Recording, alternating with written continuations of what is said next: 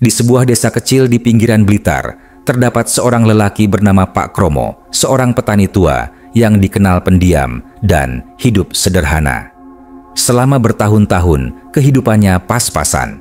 Namun tiba-tiba, dalam waktu singkat, hidup Pak Kromo berubah drastis.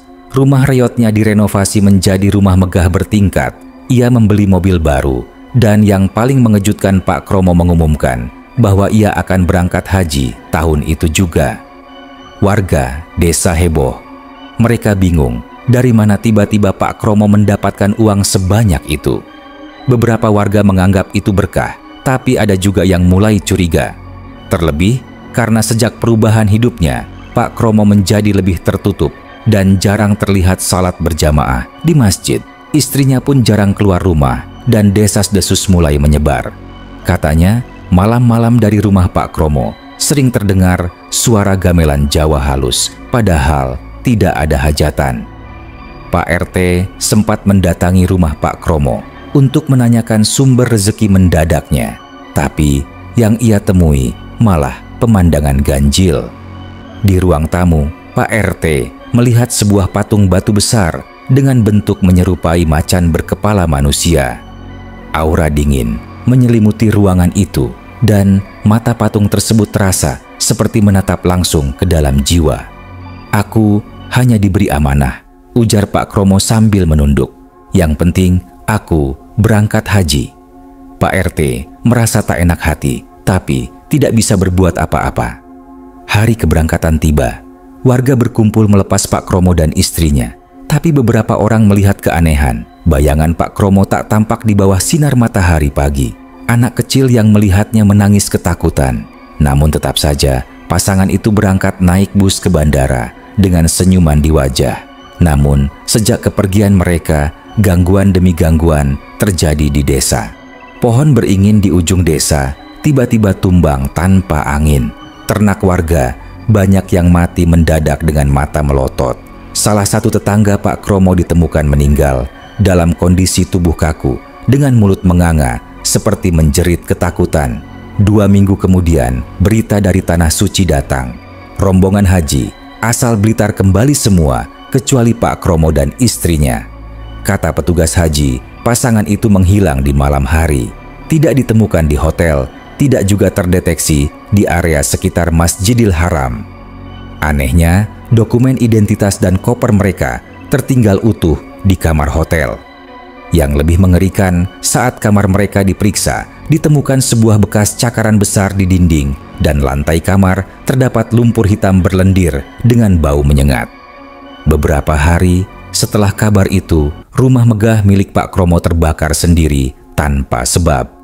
Tidak ada api, tapi rumah itu menghitam seolah terbakar dari dalam. Patung macan berkepala manusia itu hancur, namun puingnya tetap memancarkan hawa panas dan suara aneh jika didekati. Sejak itu, warga desa percaya bahwa Pak Kromo telah melanggar batas. Ia memang pergi haji, tapi bukan dengan uang halal. Ia mencoba menyucikan diri dengan uang haram hasil pesugihan. Dan karena itu, tubuhnya mungkin ke Tanah Suci, tapi jiwanya tak pernah sampai. Konon, tiap malam Jumat Legi ada suara gamelan dari arah bekas rumah Pak Kromo. Suaranya sayup, disertai suara lirih seseorang membaca talbiyah haji, namun dengan nada menyeramkan dan berbau darah. Beberapa pemuda desa penasaran dan nekat mendekati reruntuhan rumah Pak Kromo pada malam Jumat Legi. Mereka membawa senter dan kamera ponsel, berharap bisa membuktikan desas-desus itu hanya mitos. Namun, saat mereka tiba di depan pagar bekas rumah, angin dingin mendadak berembus kencang. Senter mereka berkedip-kedip. Salah satu dari mereka, Darto, merasa pundaknya ditepuk, padahal semua temannya berjalan di depan. "Ada yang manggil aku," bisiknya pucat. Yang lain menyuruhnya diam. Mereka terus maju. Begitu mereka mencapai halaman rumah yang hangus, tiba-tiba terdengar suara "Labbaik Allahumma labbaik", namun nadanya lambat, berat, dan berbisik dari dalam tanah. Salah satu dari mereka, Tommy, nekat menyorotkan senter ke arah puing-puing patung batu yang dulu berdiri di ruang tamu. Di situ, samar-samar, terlihat bekas jejak kuku panjang mencakar tanah, seolah sesuatu pernah menyeret tubuh ke bawah. Tommy mendekat, tapi sebelum sempat bicara, tanah di dekatnya bergerak sendiri. Seperti ada sesuatu yang bernapas dari bawah sana. Mereka panik, berlari tunggang langgang. Tapi Darto tak pernah kembali bersama mereka. Keesokan harinya, warga menemukan Darto di tepi sungai desa. Badannya kotor, berlumpur hitam, kuku-kukunya patah, dan matanya kosong. Ia tidak bisa bicara, hanya mengulang satu kalimat terus-menerus. Hajinya tidak sah, hajinya tidak sah, dia kembali. Warga yang melihatnya mengira Darto kerasukan. Namun, yang membuat geger setelah dibersihkan, di punggung Darto terukir luka seperti kaligrafi Arab membentuk tulisan samar, laknatullah. Sejak itu, malam Jumat Legi menjadi waktu terlarang bagi siapapun untuk keluar rumah, apalagi mendekati bekas rumah Pak Kromo. Namun, gangguan tidak berhenti sampai di situ. Setelah kejadian dengan Darto, warga semakin resah. Mereka sepakat memanggil Kyai Rowi, seorang tokoh agama karismatik dari desa sebelah yang dikenal mampu menghadapi gangguan gaib berat. Begitu Kyai Rowi tiba, beliau langsung meminta agar reruntuhan rumah Pak Kromo tidak disentuh siapapun. Tempat ini bukan hanya bekas rumah, tapi sudah menjadi gerbang, ujarnya pelan. Malam itu, Kyai Rowi melakukan pengajian kecil di dekat lokasi. Tapi ketika ayat-ayat Al-Quran mulai dibacakan, angin bertiup kencang dan dari reruntuhan rumah terdengar suara tangisan perempuan dan geraman binatang bercampur jadi satu. Kyai Rowi langsung menghentikan bacaan. Ini bukan jin biasa. Ini pesugihan dari golongan Duriat Ifrit makhluk yang tidak hanya meminta tumbal, tapi menagih janji hingga 7 turunan. Warga yang mendengar itu mulai panik, apalagi beberapa orang mengaku bermimpi didatangi Pak Kromo mengenakan pakaian ihram lusuh, wajahnya hangus dan mulutnya terus komat-kamit mengucap kalimat talbiyah sambil menangis darah. Saat Kyai Rowi mencoba mendalami lebih jauh, ia menemukan sesuatu aneh di catatan tua kitab warisannya. Di sana disebutkan bahwa dulu di sekitar lokasi rumah Pak Kromo pernah terjadi perjanjian pesugihan yang dilakukan oleh sesepuh desa zaman penjajahan Belanda. Pak Kromo kemungkinan menemukan kembali benda pusaka yang dulu dikubur di bawah rumah itu. Konon berupa kendi hitam berisi darah ayam cemani dan rambut manusia. Barang siapa membukanya, maka perjanjian lama akan aktif kembali dan kemakmuran semu akan datang disertai kutukan. Beberapa warga tua mengangguk ketika Kyai Rowi menceritakan hal itu. Makanya dulu tidak ada yang berani bangun rumah di situ, kata salah satu sesepuh. Sejak malam itu, satu persatu warga yang pernah menerima uang dari Pak Kromo ikut mengalami gangguan. Ada yang tiba-tiba tidak bisa berbicara, ada pula yang matanya membelalak seperti melihat sesuatu, lalu mendadak meninggal dalam posisi sujud padahal sedang duduk biasa. Anak-anak kecil sering mendengar suara adzan dari arah reruntuhan rumah, tapi adzannya sumbang dan terdengar seperti diucapkan dengan suara kucing yang sekarat. Puncaknya, pada malam Selasa Kliwon, desa diselimuti kabut hitam pekat. Warga yang terjaga malam itu melihat sesosok lelaki berbaju putih berdiri di depan masjid. Wajahnya melepuh, mulutnya menganga, dan dari matanya menetes darah. Ia menunjuk ke langit dan berucap, "Hajiku ditolak dan aku harus membawa penggantinya." Warga percaya itu adalah arwah Pak Kromo atau apapun yang kini mengenakan wujudnya. Setelah kemunculan sosok Pak Kromo di depan masjid, suasana desa semakin mencekam. 3 hari kemudian, anak bungsu Pak RT Ayu menghilang dari kamarnya menjelang subuh. Jendela kamarnya terbuka dan di bawahnya hanya ada tapak kaki kecil, tapi berbalik arah, seolah bukan menuju keluar, melainkan masuk kembali ke dalam rumah dari jendela. Di kamarnya tertinggal sehelai kain putih berlumur darah dengan aroma dupa yang sangat menyengat. Di ujung kain itu terjahit rapi huruf Arab gundul yang setelah dikaji Kyai Rowi berarti, tumbal belum cukup. Orang tua Ayu menangis histeris, tapi Kyai Rowi hanya bisa menghela napas panjang. Yang diminta bukan sekadar tumbal, tapi pengganti dari apa yang pernah diambil untuk membeli haji palsu itu. Malamnya, warga geger karena salah satu kuburan tua di pemakaman desa terbuka sendiri. Tanahnya terbelah seperti dicangkul dari dalam. Di dalamnya, jenazah sudah tidak ada. Padahal, itu adalah makam Mbah Sastro, seorang dukun tua yang meninggal puluhan tahun lalu dan dulu dikenal sebagai penyimpan pusaka terlarang. Anehnya, di sebelah makam itu muncul gundukan tanah baru.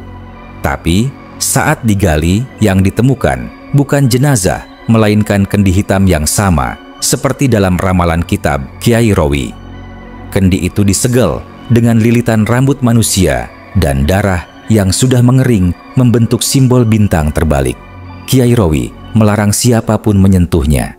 Ia akan melakukan ritual pemurnian malam Jumat berikutnya, berharap bisa memutus ikatan antara pesugihan dan desa.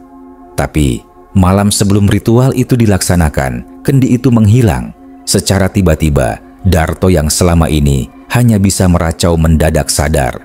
Ia bangkit dari pembaringannya dan meminta bertemu langsung dengan Kyai Rowi. "Aku tahu di mana mereka sembunyikan kendi itu," katanya dengan suara serak. "Tapi Kyai, jangan ikut ke sana malam hari. Kalau Kyai ikut, Kyai tidak akan kembali." Sebelum sempat menjelaskan lebih jauh, tubuh Darto kembali kejang. Ia mendongak ke langit dan muntah darah hitam pekat, lalu ambruk tak sadarkan diri lagi. Namun dari gumamannya, Kyai Rowi menangkap satu kalimat penting. Kendi dibawa ke pematang sawah, tempat pertama kali Pak Kromo memanggil mereka. Pematang sawah yang dimaksud kini tidak seperti sawah biasa. Padinya tidak tumbuh normal, malah menghitam seperti arang, dan di tengah sawah ada genangan air berlendir yang berdarah. Beberapa warga yang mencoba mendekat untuk membakar sawah itu dilaporkan mengalami kerasukan. Salah satunya bahkan berbicara dengan suara perempuan tua. "Kalian tak bisa memutus janji yang dibuat dengan darah. Kromo belum lunas, dan darah Blitar belum cukup. Malam Jumat terakhir di bulan Suro, udara di Blitar berubah dingin, menusuk tulang. Langit tak berbintang, dan angin hanya berhembus satu arah, menuju pematang sawah yang kini dikenal warga sebagai Tanah Hitam." Kyai Rowi memutuskan melakukan ritual terakhir. Tidak untuk memurnikan kendi, karena benda itu sudah tidak bisa disucikan, tapi untuk menutup gerbang yang telah dibuka Pak Kromo, gerbang antara dunia manusia dan alam pesugihan. Ia membawa 3 benda: segenggam tanah dari Mekah, air Zam-Zam, dan potongan sajadah milik Pak Kromo yang ditemukan hangus di reruntuhan rumah. Ritual dilakukan tepat tengah malam.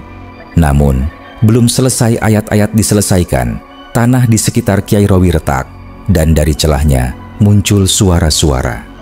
"Janjinya belum selesai. Kromo belum kembali. Kalian tak bisa tutup pintu sebelum yang keluar. Kembali masuk." Tiba-tiba, dari arah kabut muncul sosok berpakaian ihram compang-camping. Wajahnya hangus, mata putih seluruhnya, dan dari kedua tangannya menetes darah. Tapi ia tetap tersenyum. Itu adalah Pak Kromo, atau lebih tepatnya, sesuatu yang menyerupai dirinya. Ia melangkah pelan ke arah Kyai Rowi sambil menggumam, "Aku pulang. Hajiku ditolak. Mereka tak izinkan aku tinggal di sana, tapi mereka beri syarat harus kututup pintunya dengan satu jiwa yang tahu caranya." Kyai Rowi mengerti. Ia tidak melawan. Ia hanya tersenyum lirih, lalu bersujud. Dengan tenang, Pak Kromo menyentuh kepala Kyai Rowi. Angin berhenti, sawah menjadi sunyi, dan dari tanah terdengar suara menggaung. Gerbang ditutup, tapi pengingatnya harus tinggal. Dalam sekejap, kabut lenyap, tanah sawah menjadi kering, kendi menghilang. Tidak ada darah, tidak ada bau busuk, hanya sebuah sajadah terbentang, dan di atasnya tongkat kayu Kyai Rowi yang tertancap diam. Warga kembali menjalani hidup normal. Gangguan berhenti. Tak ada lagi mimpi buruk, tak ada lagi gamelan malam, dan makam-makam tetap tertutup rapi. Tapi, satu hal tak pernah bisa dijelaskan. Nama Kyai Rowi menghilang dari ingatan semua orang. tak ada yang bisa menyebut siapa yang menyelamatkan desa. Foto-fotonya memudar, namanya hilang dari buku catatan masjid. Bahkan anak-anak yang pernah belajar dengannya tak bisa menyebut wajahnya lagi. Namun tiap malam Jumat Legi di pematang sawah bekas tanah hitam sering ditemukan sajadah terbentang menghadap kiblat. Di atasnya ada jejak kaki basah yang menghilang begitu saja ke arah angin. Dan di masjid desa, adzan subuh kadang terdengar sedikit lebih berat, sedikit lebih dalam, namun sangat tenang, seolah disuarakan oleh seseorang yang sudah tak punya nama, tapi masih berjaga. Terima kasih telah menonton kisah horor di Pekon Mistis. Kalau kamu suka ceritanya, jangan lupa untuk like, komen, dan share ke teman-temanmu. Dan yang paling penting, subscribe agar nggak ketinggalan video-video mistis terbaru dari kami. Sampai jumpa di kisah berikutnya. Dan hati-hati, siapa tahu malam ini kamu juga sedang diawasi.